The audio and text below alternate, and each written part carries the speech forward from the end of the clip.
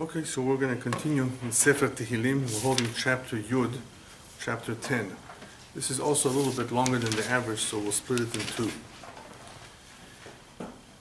As usual, we have some important hashkafot, some important messages, and the proper outlook on all kinds of situations that arise in life. Some of those situations are very sad, tragic, and difficult for us to deal with, not because we can't cope with it, only because we don't have control over it. There are sometimes situations where we say, we wish Hashem would do something about it, because we can't. Things that are beyond our control. And one of those that unfortunately been around forever, until Mashiach comes, is that there are wicked people. Believe it or not, there are wicked people in every culture, in every religion, in every country, every faith. People who are no good, evil. And it's not that they just do some things not right. It's that their whole mindset is evil.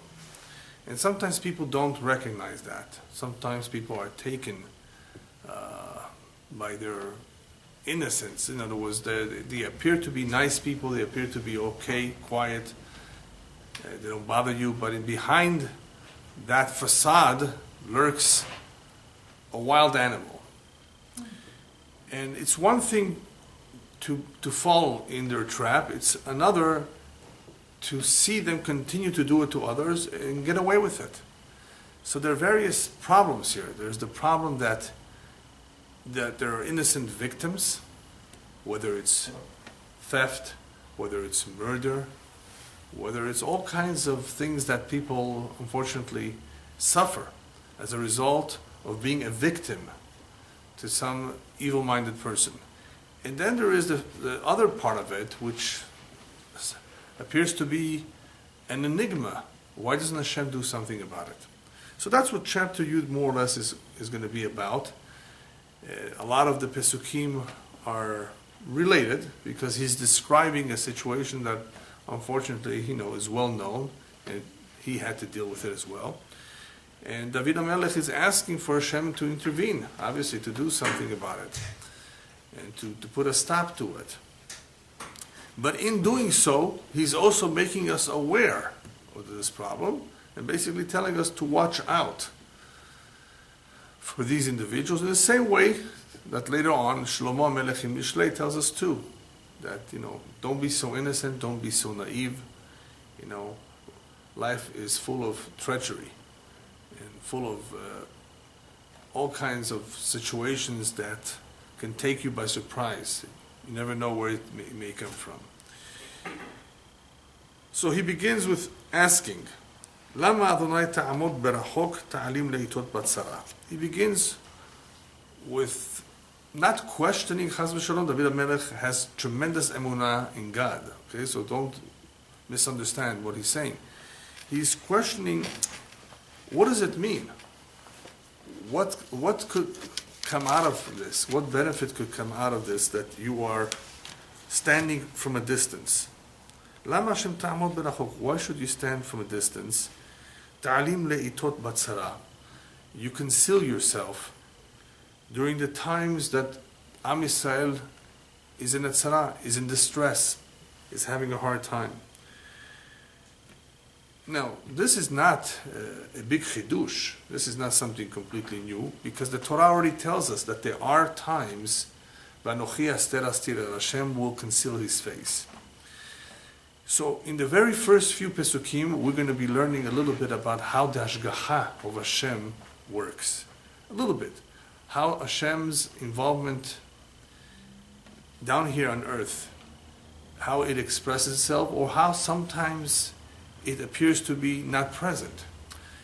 We cannot fully comprehend Hashem's ways, but there are some ideas that are elucidated in the Gemara, in the Zohar, and elsewhere, that give us a little bit of a perspective of what's going on. And once we understand a little bit of what's going on, it will help us somewhat understand or realize that the Holocaust, for example, is not just a mikra, is not just a coincidence.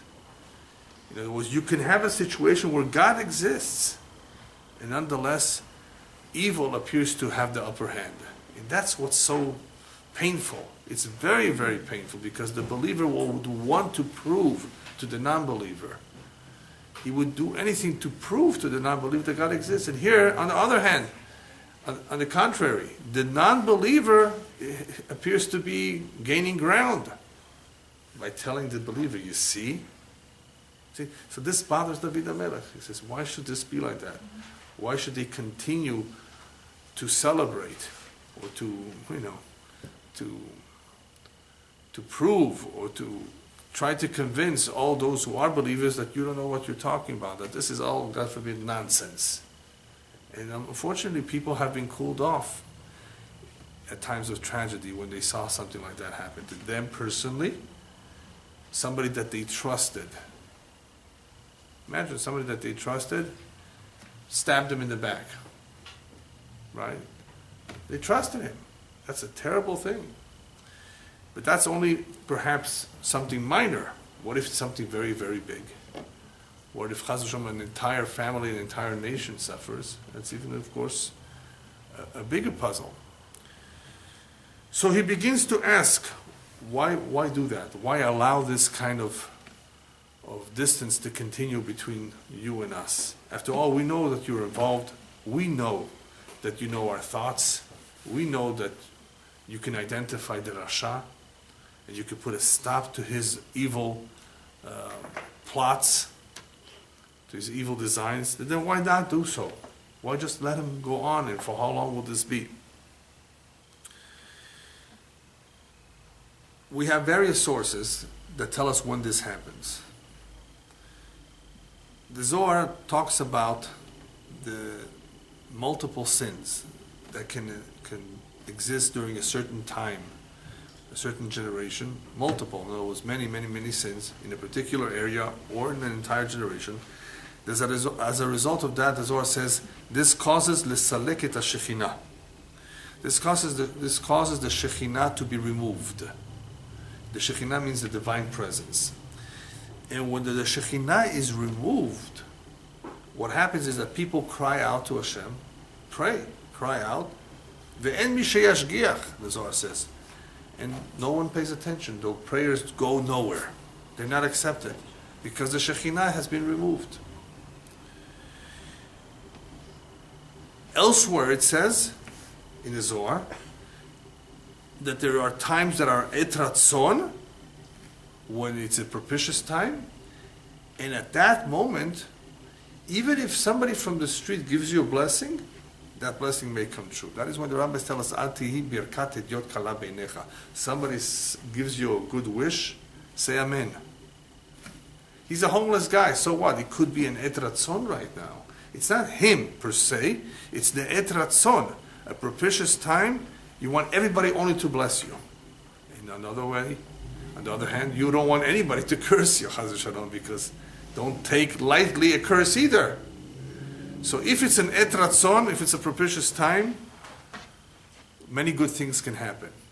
There are times, however, there are times of dinim, not propitious time, just the opposite, times of judgments. And at that time, you don't want to be in anybody's mouth. You know, people have to be extra careful with their ma'asim. So, because upstairs sometimes they are very, very picky about certain deeds, and especially during times of dinim. Then there's even a time that's called neutral, a din talui. The din is pending. Doesn't come down, it's just sitting up there. In other words, it's neither propitious, neither bad.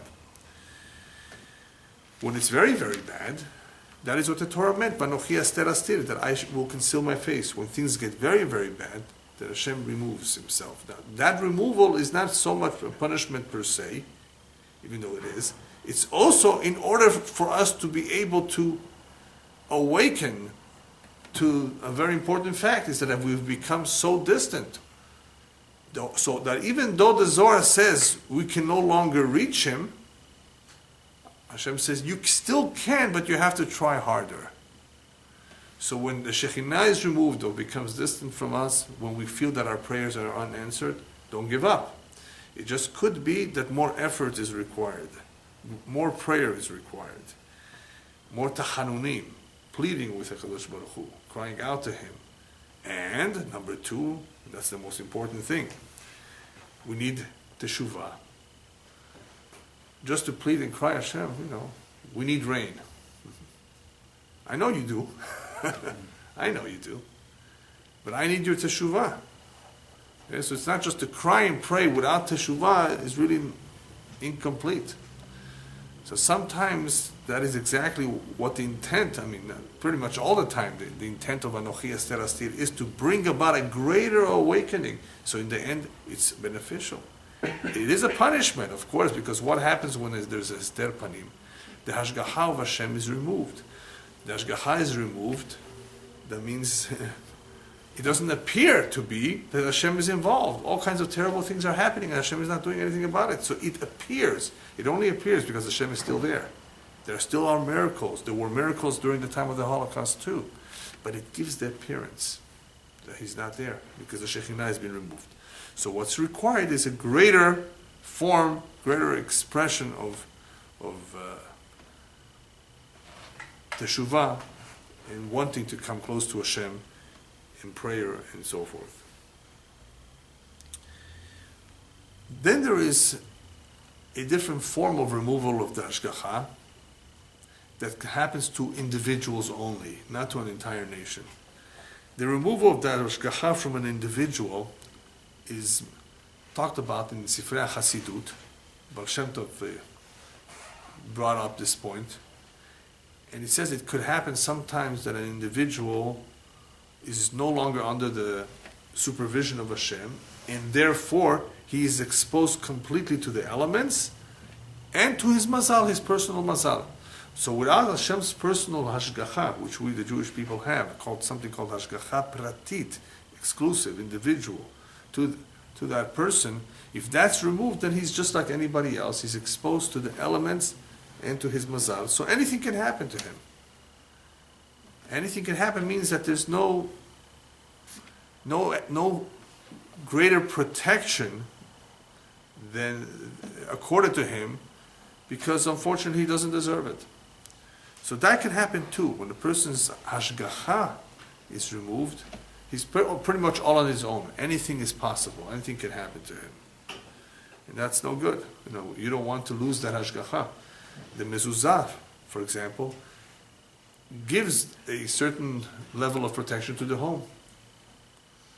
You don't have the mezuzah, you have lost. Not only the mitzvah, you have lost a certain level of protection to the home. So you want to have as much protection as possible. So here David HaMelech, of course, is talking more bepashtut. He's talking, he's talking about how come there's this lack of justice. In other words, it appears to be that there's no justice, that you're staying away during times of distress, during times of trouble. When the Rasha is able, as you will see in the next Pesukim, is able to pursue the poor man, the innocent man, the naive, and basically take advantage of them and appear to be getting away with it. However, there's another idea that is insinuated here, and that is David HaMelech is telling Hashem, you know what happens when you remove your supervision from us? The Rasha, all the Rashaim in the world are going to say, see, the Jews have been abandoned. They've been replaced by somebody else. God doesn't want them anymore. Chas v'shalom. That's why they've been kicked out of their land. That is why their home was destroyed, the Beit HaMikdash, the temple. So, in other words, David HaMelech is pointing out this too. Why should they continue being so haughty and so confident that we deserve it, and that is why we are like this, persecuted and so long in the diaspora? Because that in itself is proof to what they claim, that we're no longer Chas v'Shalom loved by Hashem and therefore no longer have His protection. So David HaMelech is obviously asking about this too. When will this change? When will we see a change in direction, that Hashem is coming closer and closer to us? Right before Mashiach. Right before Mashiach, the Torah tells us at that time, which is our generation, not when Mashiach has come already, before Mashiach, the Torah says, V'Yisrael osa chayil, that the Jewish nation will be very successful. When are we have been successful? Until before we came back to Eretz Israel, we were in the diaspora. We were persecuted. We did not even have equal rights in many times in many countries. Trouble all the time. Inquisitions. Right? Expulsions. So when is Israel Osachai? Right before Mashiach comes. And you see that success in agriculture, the techniques being exported to other countries. You see it in the rebuilding of the land in just a few years. You see it in many, many areas of technology and medicine, and incredible. You see Israel Osachayil. So when you see that, that's a sign. The Baruch Hashem, the Esther Panim is going away, and more Hashgacha is coming upon us, not only with the miraculous Six-Day War, 1948 war, all the wars, the miracles that we saw, not only with wars, but in general. In our whole relationship with Hashem, despite the issues that we still have, despite the problems that still exist, you see that this is the time of Yisrael Osachayra. I'd like to believe that because it is very different today than it was 200, 300 years ago. So we have to think that way, that this is definitely a big change in the Hester Panim, that more and more Hashem is being involved directly and openly with Am Yisrael by showing us all these miracles and by enabling us to be successful in many areas of life.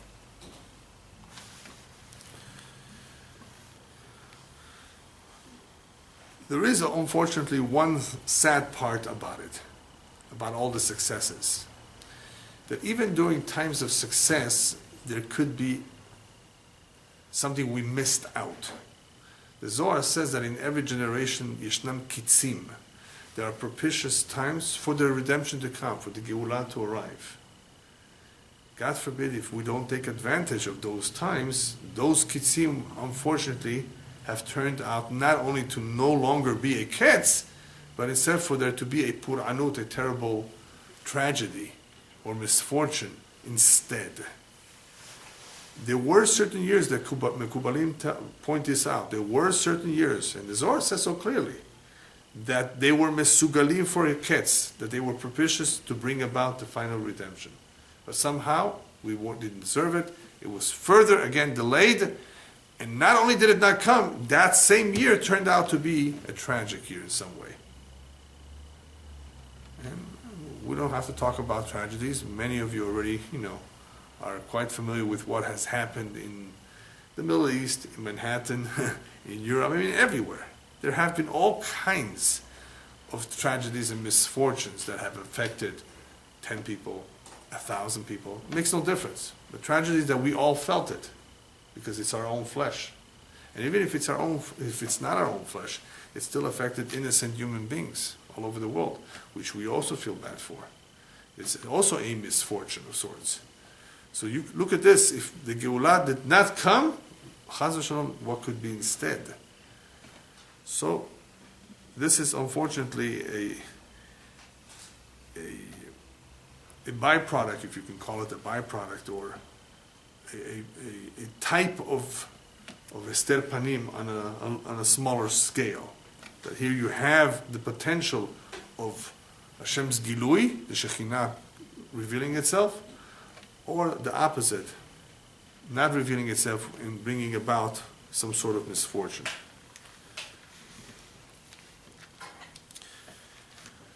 All right. Next pasuk, bega'avat rasha yidlak ani yitafesu b'mzimot zu chashavu. For those of you who have Tehilim, it might be easier for you to follow. David HaMelech says, look at the rasha, the wicked man. As a result of his arrogance, he pursues the poor man. Bega'avat rasha yidlak ani. He goes after. He tries to catch up with. That's what the word yidlak means. With the ani. Always trying to get the ani.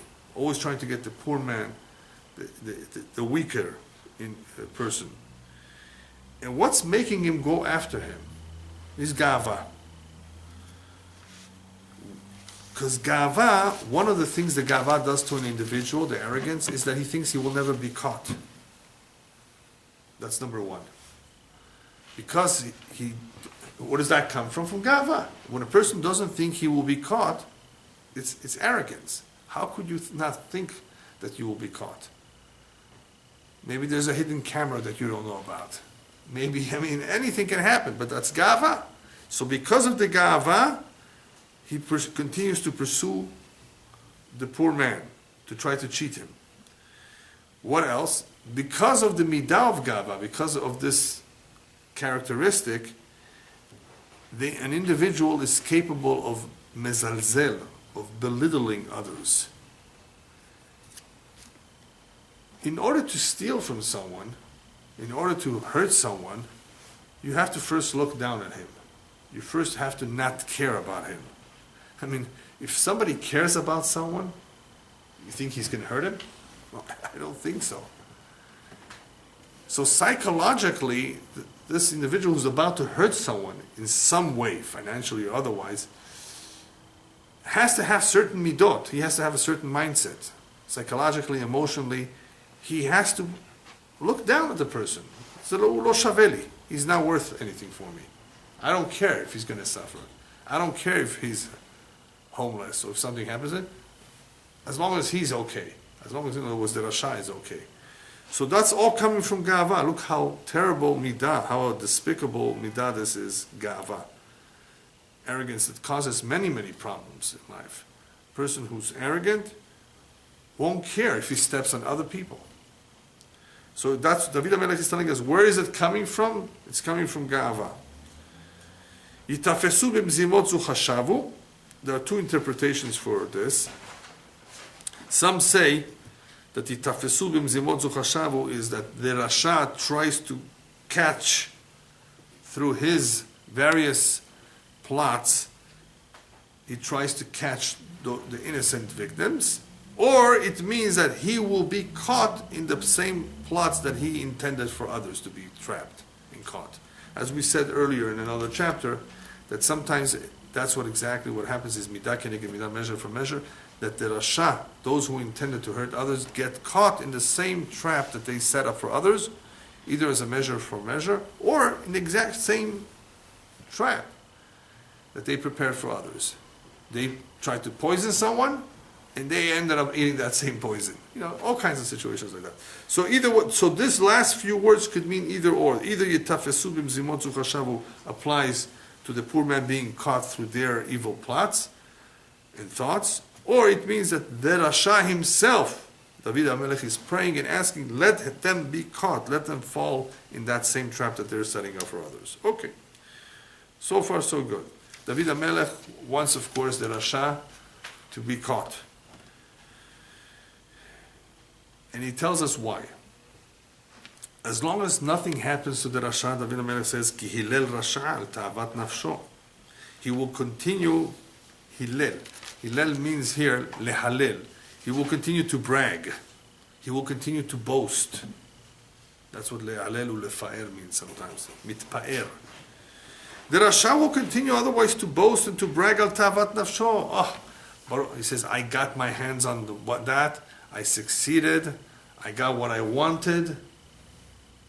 Nobody did it. Nobody told me anything. Nobody knows how I did it. So the Rebbe says, I don't want him to brag. I want him to stop bragging.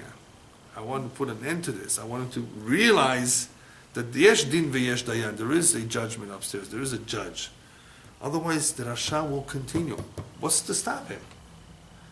There are people who change their mind. There are people who stop and think. There are people who do teshuvah. This is not one of them. A Rasha is so addictive to his habits. He has become a slave to his Yetzer Hara. As I may have explained before, sometimes people, because they do something so much, they become a slave of their bad habits. So they are slaves of their evil inclination, of the Yetzer Hara. Slaves, really slaves. And it's hard for them to get out of it. They're never going to stop to think. What's gonna get somebody to stop and think? He gets a big zbang. He gets a big makah. Something happens to him. All of a sudden, he's in bed with a terrible illness. All of a sudden, he lost a lot of money. All of a sudden, they caught him and put him in jail. That may get him to think. But if everything goes on, nothing happens, why should he think differently? Ki hilel rashal tavat nafsho. I got away with it. He's boasting about it. Uvotzea berech ni'etz Adonai. Botzea is a thief. One there's all kinds of ways of stealing. Here it's called, for some reason, David HaMelech chooses betza, because it involves maybe overcharging. See, there's stealing by taking something from someone. That's one form of stealing. And that could be either at gunpoint or in the middle of the night. That's the difference between ganav and gazlan. Then there's oshek. Oshek, for example, let's say you hired somebody to do work for you, and you don't pay him. You're being oshek him. You're taking away the money that is due to him, that you owe him for the work done. And betza is also a form of stealing, which possibly involves, one example is where you overcharged him. So you misled him, you tricked him, you cheated him. You can call it cheating too, but either way, it's stealing. So David HaMelech is saying, Botzea berech ni'etz Adonai. A thief is also going to boast. A thief is also going to brag. And he's going to scorn. He's going to scorn emunah in Hashem. He's going to scorn Chas v'Shalom that there is a God, because nobody sees what he did.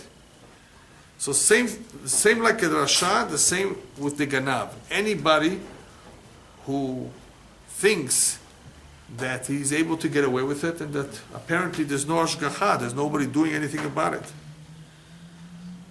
So he compares the two, because the two might continue, very, very easily may continue to do what they're doing, and as a result of their success, they will also scorn anybody who believes that there is a God. What you tell me to say there's a God? I made millions of dollars, not me. Millions of dollars, yeah, by who knows, all kinds of tricks, right, which are not legal. And nothing happened.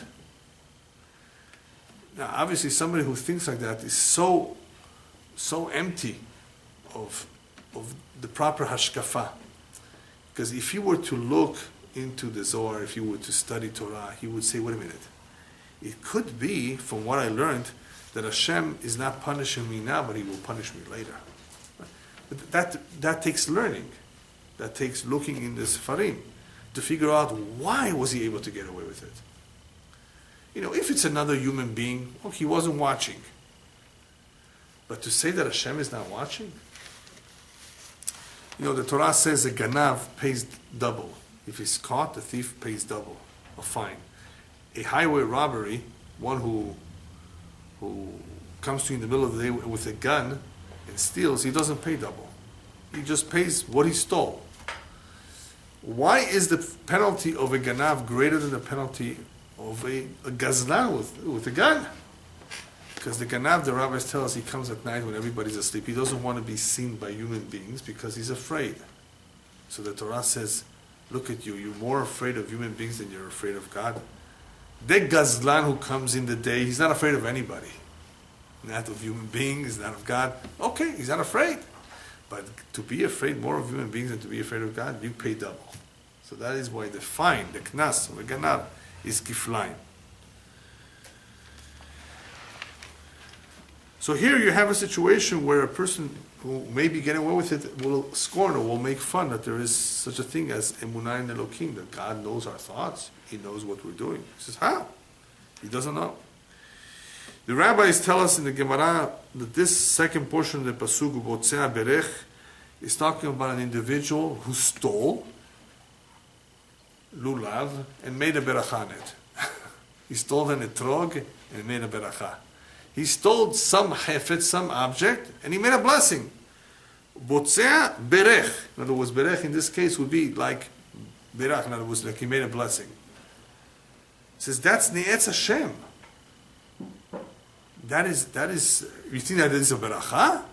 That is disrespectful of Hashem, if anything. Rabbis warn us, be careful not to do a mitzvah haba'a be'avera. Not to do a mitzvah through a sin. You know, a person stole some wheat, grounded it, made the dough, and then took afrashat challah. Big mitzvah, invited the whole community, afrashat challah, made a beracha. But it's stolen goods. What, you know, mitzvah haba'a be'avera. It's worthless. Not only is it worthless, he says it's Ne'etz Hashem. It's very disrespectful. People actually would do that. And they don't realize that they don't get anything for it. Why do that? To steal, to do an averah, and to make a blessing on it? Hashem says, I don't need this kind of mitzvot. It's funny, but people actually would do something like that if they don't, they don't understand, they don't have the proper understanding that this is totally unacceptable. Next pasuk.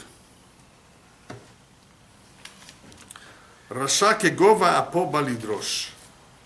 En Elohim kol mezimotav. A wicked man, according to his arrogance, depending on how bad his arrogance is or how much chutzpah he is. Gova apo could be here his arrogance, his insolence. Balidrosh. One interpretation of balidrosh is that he begins to believe that God does not avenge, or that God does not pursue those who commit an evil deed. In other words, the more arrogant he is, the more he will think nothing will happen to him. God does not care. You know, he created the world, maybe he believes that God created the world, but he left the scene. He's no longer around. Anybody can do whatever they want. So the more arrogant he is, the more he will think like that. What else? En Elokim kol mezimotav. All his thoughts are around this kind of ideas. The idea that there's no God who's paying attention, that there's no God who knows what our thoughts is or knows what's going on in our mind. In other words, everything he does surrounds or has to do with the fact that he has no belief that there is a God. Okay, so what it's telling us is, simply stated, that Rasha's actions are pretty much motivated by the fact that he doesn't believe in God. And that's a very important point. Because if somebody would really believe in God, he would have a guilty feeling. We don't see any guilty feelings anywhere here. On the contrary, he's proud, he's happy. Guilty feelings? No, why should he have a guilty feeling? Some people do commit a wrong and have a guilty feeling. That's not gova apo, however. That's not coming from arrogance. That's coming from a need. There's somebody who does something out of need. He ate something not kosher because he was really, really, really hungry. He would rather have not. Did he want to eat non kosher? Did he say, I don't care about this, I don't believe? No. And you find these two types of transgressors in halakha. One who does it mitavon and one who does it le'achis. Mitavon because of his appetite. Because it was more convenient for him, it just couldn't get away from it. It was too hard for him to keep kosher. Then you have the one who's le'achis, who in spite doesn't believe, doesn't care, is now worried about consequences to what he does. So the one he's talking about, he is kegova apo. That's as a result of his arrogance. That is why he does what he does. He doesn't think that he will ever be punished. I wanted to add an additional interpretation because it does appear somewhat in Mishlei. You want to know why a particular Jew does not come to Shiur Torah?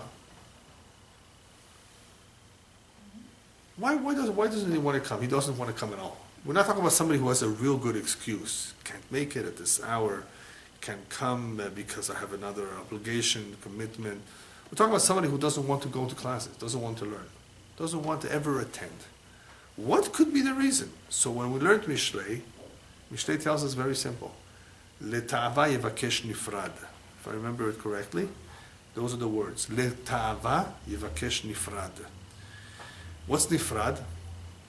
One who wants to be nifrad, one who wants to not have anything, not be associated with faith, with emunah, with Torah. He wants nothing to do with it. You want to know what the reason is? Shlomo Melech tells us, leta'ava. Most people who don't want to believe in God, who don't want to perform mitzvot, when they know it's the truth, it's because they want to live a life of permissiveness. Permissiveness, is that the word? Mm-hmm. Where everything is okay, everything is mutar. Don't tell me this asur, this mutar, can't work on Shabbat, can't do this. They want to have it easy, leta'ava. It's only because of tavot. All the guys who believed in evolution, including Darwin himself, later on it was revealed that the reason what motivated them or led them to choose this preposterous theory is because with that theory there is no God. Everything happened by itself. So therefore, who's to tell you don't do this, don't do that, right? Except for the police, of course, or the government. But that there is a God that tells you who you can marry, who you can be with, what you could eat, what you can do or not? No. So what's the psychological reason of not accepting a God in your life? Shlomo Melech says the ta'ava. It all has to do with tavot. The tavot, the desires of the heart, are basically not allowing this individual to admit it. He doesn't want to live by that. So here too, perhaps this could be another interpretation of the pasuk. Rasha kegova apo balidrosh. We said balidrosh. The first interpretation of balidrosh is that because of his arrogance, he doesn't think or he doesn't believe that Hashem will come after him, that he will ever be punished, and that is why he continues to do what he does. The second interpretation could be Rasha kegova apo. Because of his arrogance, so as a result of his arrogance, balidrosh, he doesn't search himself for a God. He's so arrogant. He's so overconfident of himself. He says, I don't need a God. I'm doing fine. And when he says, I'm doing fine, he says, thank God. Wait a minute, what did you say? Thank God? I thought you... Yeah. It's funny, in Israel, whenever a team, somebody from the home team, or from anything, whatever, makes a goal, in soccer, all of a sudden you hear, Yesh Elokim! There's God. There's a God. There must be a God. He allowed our team to make the goal. Yeah. All of a sudden they remember that there's a God. So Rasha kegova apo balidrosh. I believe, this is true, even though it may not necessarily be what he intended. As a result of arrogance, he will not search for a God. He won't even think of it. Now we can understand why Hashem hates the arrogant more than anybody else. Hashem says, "Ani soneh oto v'ani lo yachol ladur ito b'kfifa achat," as the rabbis tell us. I hate him so much I can't live together with him in one room. Masriach, he stinks. That's the language the rabbis use. Why? Because the arrogant person really believes so highly of, so much of himself that he doesn't allow God into his life. He's so much obsessed about himself that there's no room for God. God said that he doesn't have room for me. I don't want to be with him. But why so much? Because this midah is one of the most dangerous midot for anyone to have, that will not enable him to ever want to be close to Hashem. So Hashem says, he's never going to look for me. He's not going to want me. He's not going to feel he needs me. I don't want to be with him either. So that is why it's a very, very terrible midah. And we'll talk about even people who grew up religious, in a religious home and everything, but if they have ga'ava, they can easily lose it, and that is why the Torah is concerned. Vayishman Yeshurun Vayivat. Yeshurun. Yeshurun means the righteous Jewish nation. It doesn't say Israel. Vayishman Yeshurun Vayivat. When the Jewish people, God forbid, become very wealthy and fat, they may rebel against me. Shamanta avita kasita, the Torah says, the Torah warns us that that will happen, the standard of living will rise, and this is our generation, right before Mashiach comes, right? And it will unfortunately cause a tremendous distance, for many, many Jews who will just easily intermarry. And imagine what would have happened in Iran if Khomeini did not come. And the Shah or his son were in power. The country would have become more and more modern with the latest technology. Like you said, it was like America, right? And most likely, I hope not, but it could very possibly be that many of them would have intermarried and assimilated, right? It would have been at least easier for them, right? Whereas once you have a very, very strong Islamic power, no matter whether you like it or not, they won't let you. They won't let you get close to them, right? I think it's punishable by death in Iran if somebody converts to Christianity from Islam. Yeah.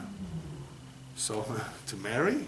So, that's what happened in Germany in 1933, right? They made the law that a Jew cannot marry a pure Aryan. How dare he? Imagine, they have to remind us. So if somebody is given equal rights, well, you're welcome, you're just like us.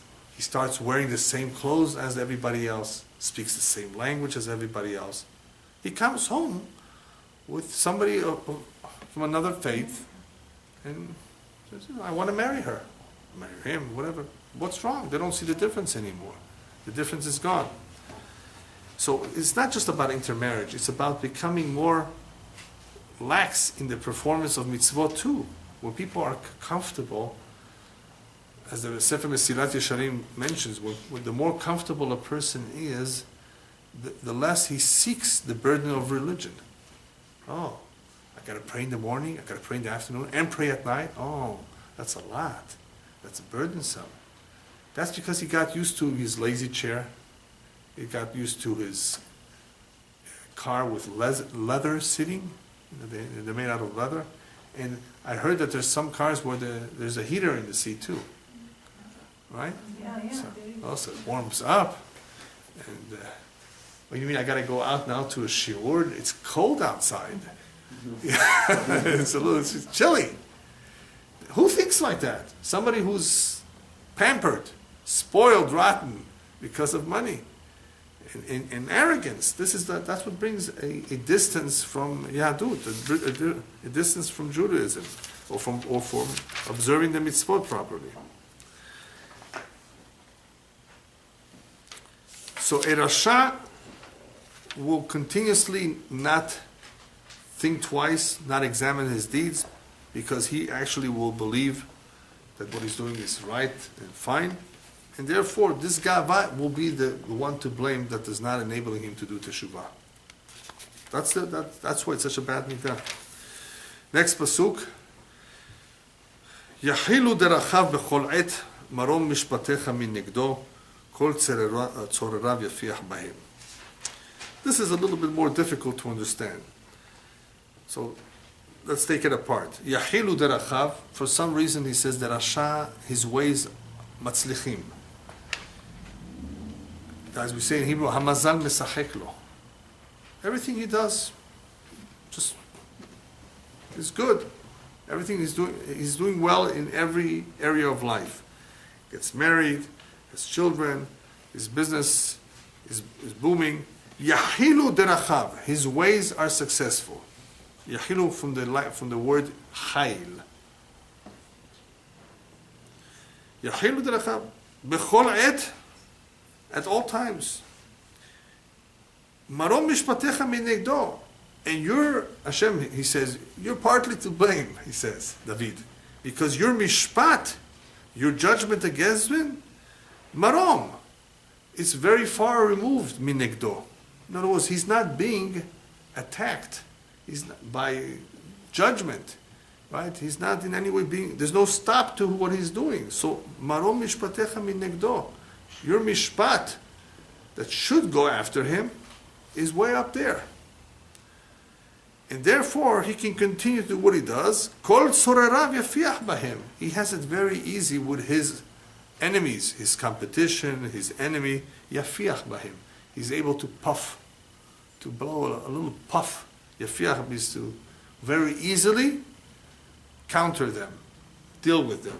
He doesn't even have to struggle, he doesn't have to work hard. Yafiach bahim, just with a little puff. And he's able to overcome them, his enemies, his competition.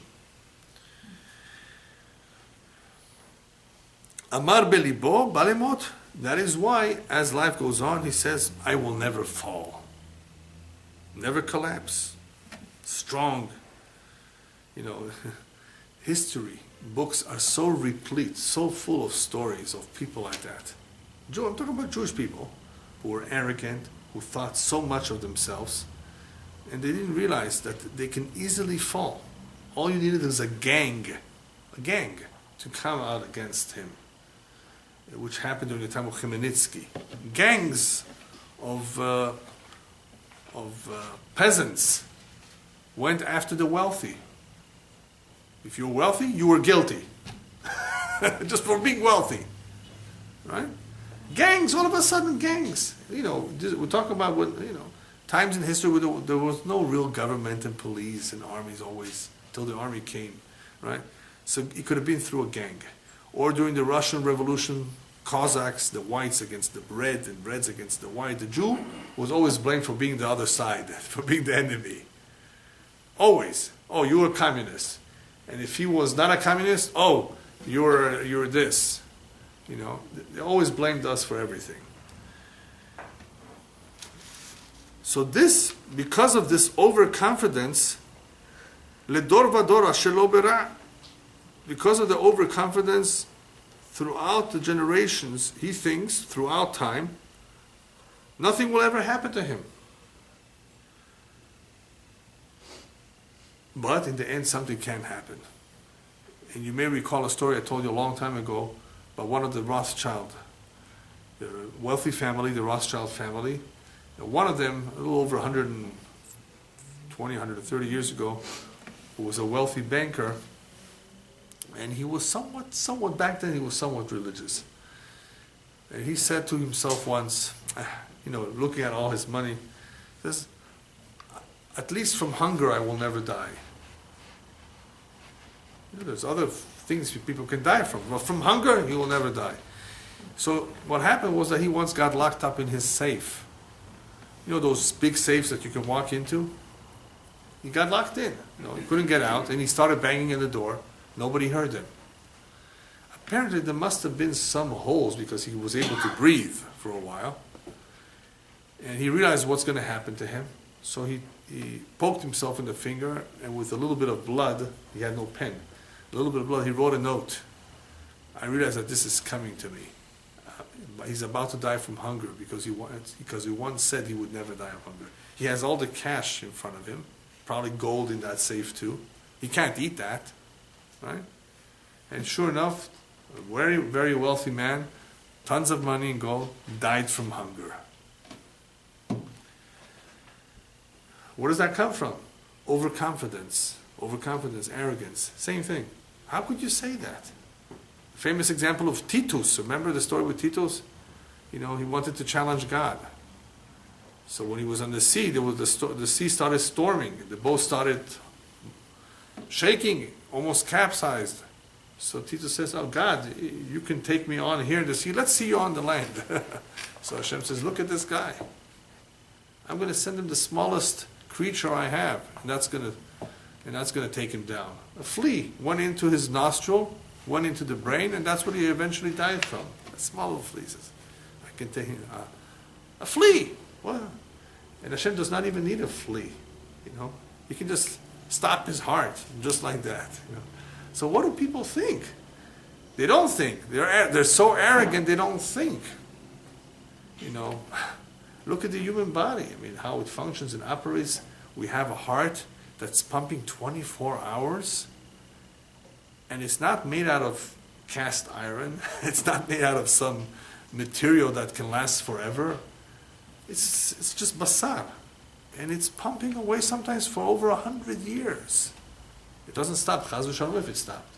Just think about that heart. There's other things you can think about. if a person begins to think and to analyze life, he would be humble. How could you ever be arrogant? But that's what money does, that's what power does. It corrupts people. It takes away their mind. It doesn't allow them to focus on the important things of life. Just money, money, money, money. And that is why it kills people. All these three remove a person from this world and from the world to come. Jealousy, right? The pursuit of all the desires and pursuit of honors. It kills. All right, next pasuk. Allah pihu maleh umirmot vatoch tachat leshono amal va'aven. His mouth is full of oaths. He's always swearing. He sometimes has to convince people that he's an honest fellow. You have to trust me. This is the best investment you'll ever make. Sounds familiar to some of you? I'm going to give you 15% on your money. And I swear to you that you can trust me. So in order for him to convince people, he has to sometimes use Allah. Allah is a shuvu'ah. So Allah pihu maleh. Yes, I'm telling you, I would even sell it to my own brother, and to my father, and to my grandfather. Right? Allah pihu maleh umirmot vatoch. But deep inside, he's all full of treachery, lies. Vatoch. Toch means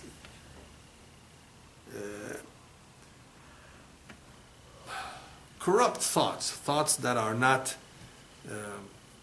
yashar, not honest. It's the opposite of honest. His inner thoughts, his intentions are not straight. Tachat leshono, under his tongue, it's also all that talk is amal va'aven. It's all mischief. It's all iniquity, if you want a fancy English word. It's all evil. It's all sinful. It's all not honest. B'kitzur. So here he's talking away, trying to convince a potential victim about some plan. And do you need for me to give you examples? Just read the news. How many pyramid schemes were there in the past 10 years or so? And if it was not a pyramid scheme, it was some other scheme. And didn't they warn you if something is too good to be true? It can't be true. Then why don't we learn? Don't learn. They want to believe. It's true, yeah. The money is only sitting in the bank, barely making 2% in the bank these days. Right? Not even that.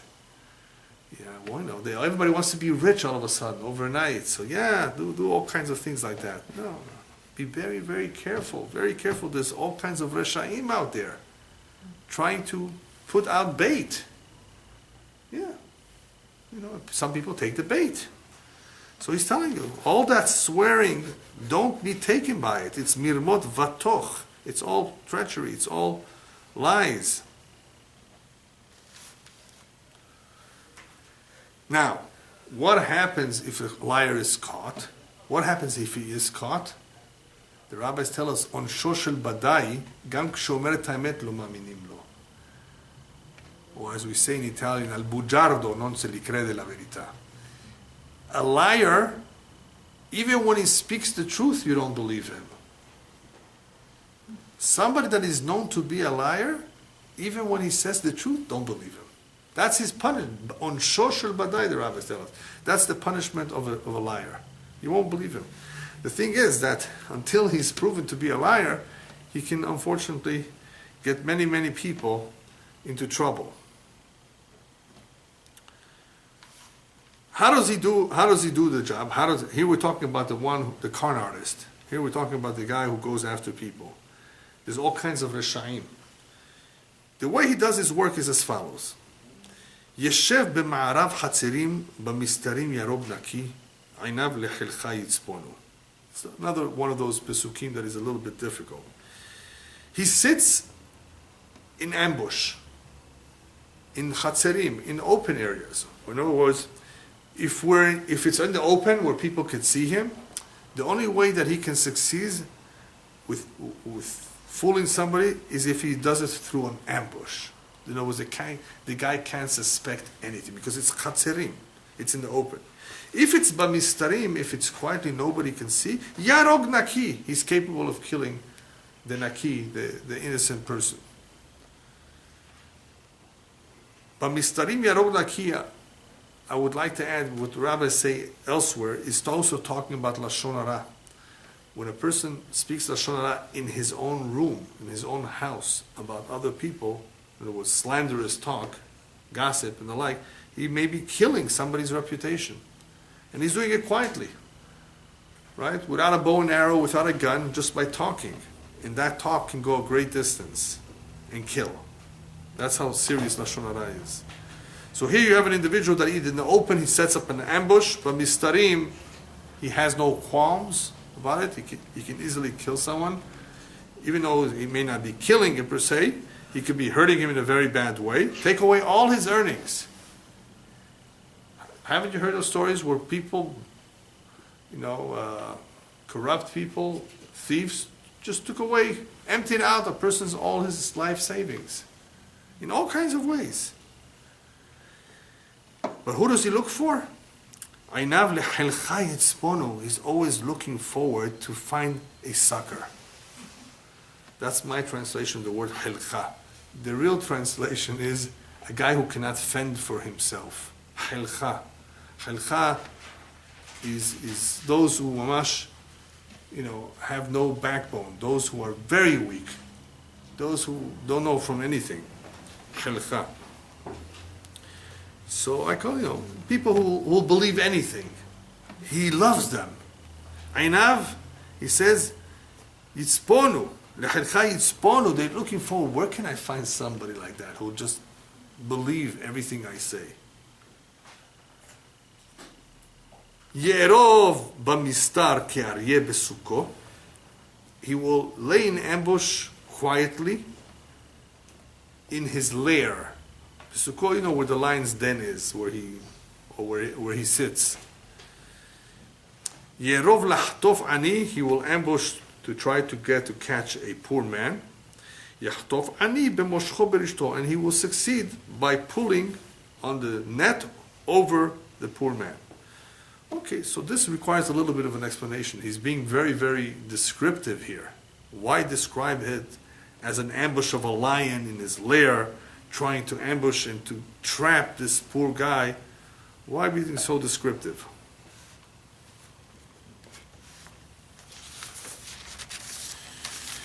If you've ever seen a video of wild animals, predators trying to catch their prey, part of the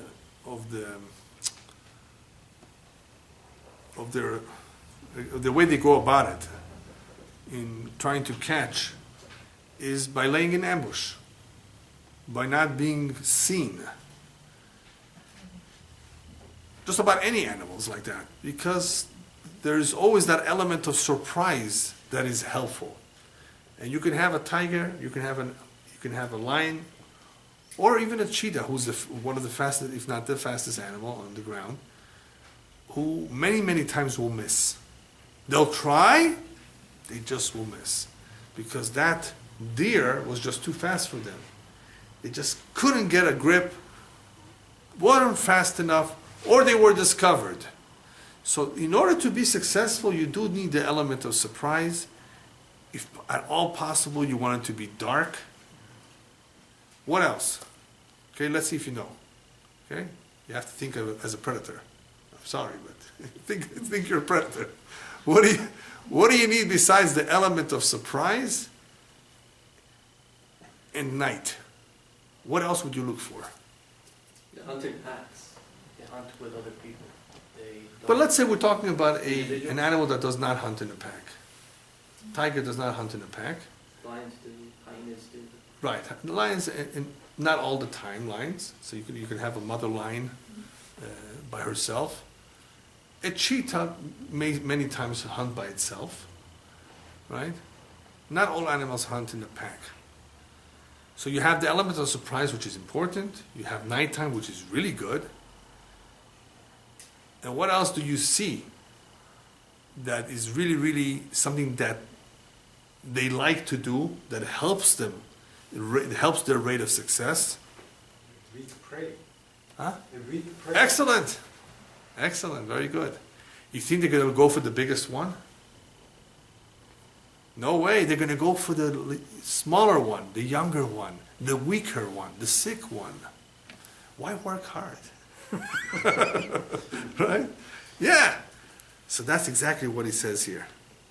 You have the ambush. You have the concealing himself.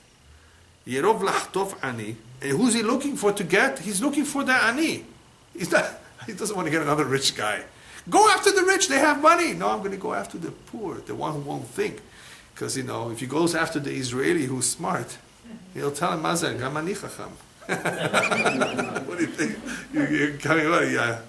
In Israel there's a big sign, they say, Kulano chachamim. When you come there, don't try to get away with it there. So that's it. So you have the ambush, right? And you have the ani, and you have, of course, all the, I guess you can call it all the other tricks, whether it's the darkness, that it's dark. Either way, to try to catch that victim, that innocent victim, in his net, in his trap.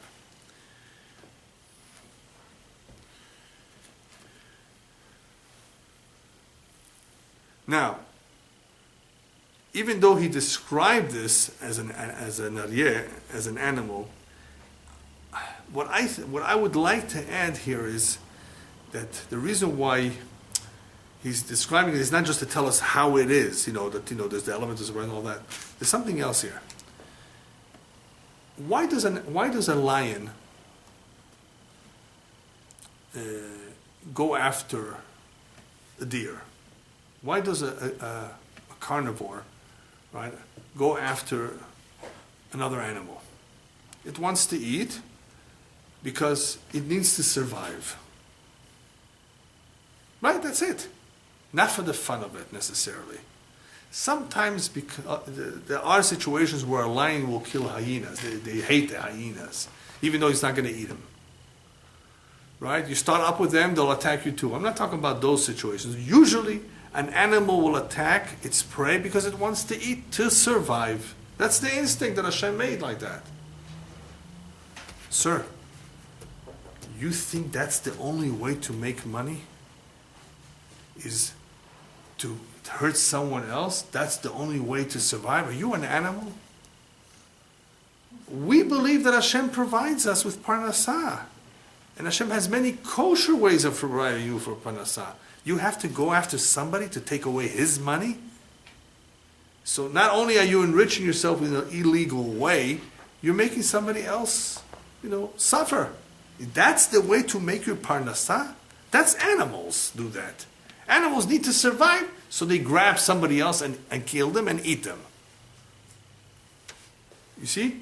Perhaps that's why I haven't seen anybody say this, but to me that's what it makes sense here. He's acting like a lion. He's acting like an animal who's trying to eat another animal because he wants to survive.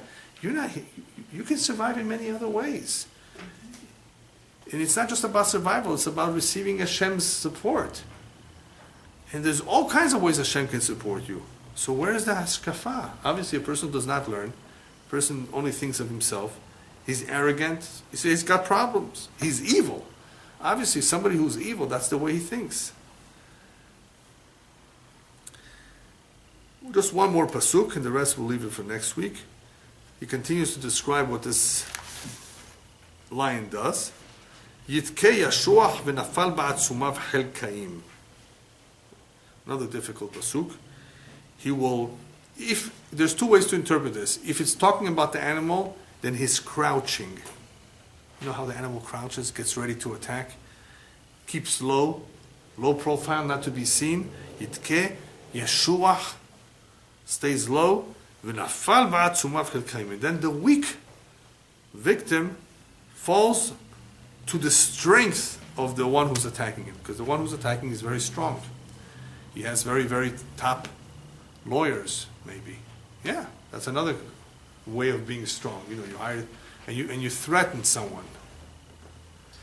Either way, but however you want to use the word atzuma, it talks about strength. The other interpretation of Yitkei HaShoach is talking about the individual himself, not the animal, that he sometimes, to be able to convince the victim, he will lie low. He will make himself look like he's humble. And I don't really need this myself, I already have enough. I just want it for you, And, between me and you, Qabel nadare. Yeah? Yeah, it's nothing, all right? He will use all kind of language of, it's nothing, I don't really need it, That's another form of trickery, showing that you're nothing, you're low, you're humble. But in the end, nafal batzumav chelkaim, all those who believed naively in him will fall to his tricks, or in this case, because of his strength. I just want to finish with a couple points here. There's a mashal, a nice mashal I saw. There was once a mother rat, or mother mouse, I should say, that told her little mice, you only got to be afraid of our main arch enemy. Who did she mean? The cat. All the other ones won't bother you. They may make a lot of noise, other animals out there. The only one you got to be careful is our arch main enemy, the cat. Okay, so the mice went out to get some food. And all of a sudden she sees a chicken that was making a lot of noise. And she got all afraid and ran back. The mother tells her, that's not the type of animal you have to be afraid of. They won't hurt you at all. Okay. Next day she goes out, she sees a big turkey making even bigger noise. And she ran home. Again, the mother says, that's not the animal you have to be afraid of. You have to be afraid of the arch enemy. And the arch enemy is a very quiet animal. Won't make a sound. You won't hear him. It will hide itself. From those you have to be afraid of. From those that are always making noise, you don't have to be afraid of. And there's a lot of, people who make noise, who do all kinds of things. The bigger enemy doesn't make noise. The bigger enemy doesn't, tell about himself too much. He conceals his motives. He conceals his evil designs. He doesn't want to let people know that he's evil. Those are the ones that we have to be careful. This mashal in these pesukim also concern our arch enemy, Amalek, and the Satan, that exists in every generation. They conceal themselves. We don't always know who they are. We don't always know what the Satan, what the Yetzirah is, because he always camouflages himself, dresses up, and sometimes we naively think that something is okay, but we have to be very careful. It's the Yetzirah, it could be the Satan, the Amalek. Amalek is our arch enemy, and he has many colors and many disguises. Be very careful because he conceals himself. And that is why one king once told, I believe, his wife, that you have nothing to fear those who are openly wicked. We know who they are. You have nothing to fear the prushim, those who are really righteous. You know who you have to fear? The svu'im, right? The ones who are doru, the ones who are two-faced, the ones who are hypocrites, where they dress in a certain way and they behave in a certain way that gives the appearance that they are righteous. They pray Amidah for half an hour. They have a long beard to the knee. They have peot. And a big yarmulke that covers the head until the eyebrows. Yeah, they talk nicely. Yeah. Those are the ones you have to be afraid of, because it's very possible that externally they look righteous, but internally they're completely rotten. They're the hypocrites. And I have some unfortunate news to tell you. They're around us. They've been around. They'll always be around. In every generation they exist. Hypocrites. Hypocrites. They could be doing good things during the day, but who knows what they're doing at night. On the outside, they may appear to be righteous, but deep down, so you have to be very suspicious.